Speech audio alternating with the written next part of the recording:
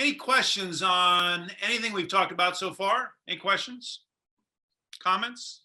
Well, Tim, this is Luis. More than questions, I think you open a can of worms with this, choosing the business model that we need to chase, because everything just stems from it.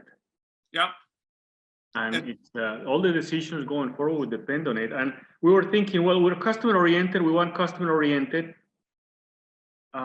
But if you're operationally efficient, doesn't that just bring the customer service and customer satisfaction that you need as a customer oriented business? Yeah. I'm a bit confused between the one and the three. Yeah. That perspective. Luis, that's a great question. And thank you for asking that, because I that's a point I want to make sure I make, is that once you've decided which model is yours, it doesn't mean that you necessarily sacrifice the other two. So as an example, if you've chosen our business model is going to be customer orientation, everything is going to be designed around the customer. In order to do that, you may need to be innovative. You may need to come up with new products, new services, new ways of delivering those products and services. But your purpose for being innovative is not because it's your business model, it's because you want to better serve your customers. So I don't want to suggest that if you choose the customer orientation that you will stop being innovative. You can't. And the same thing is, if you choose customer orientation, that doesn't mean that you don't want to operate efficiently. But your reason for operating efficiently is not because you want to be more profitable. It's because you want to better serve your customers.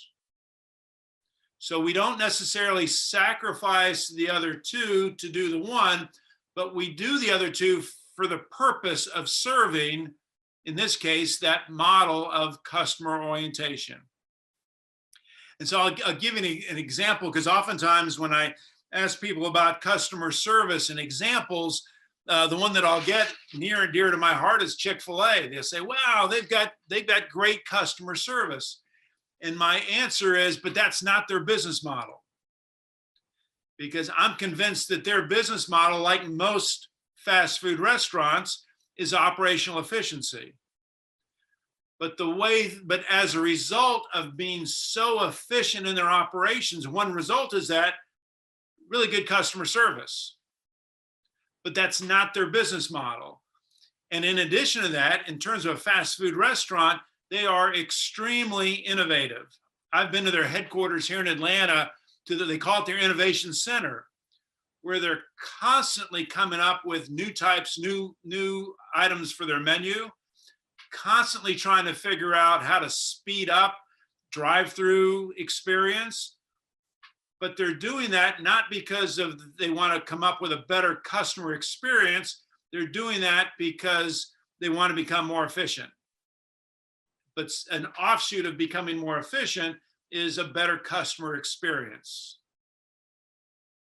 That was a very long-winded answer to your question, but I hope that helps. Is that by picking one doesn't necessarily that we don't invest in and spend time in the other two. It's just our reasoning is because of that, what we set out to do, and that's create a great customer experience.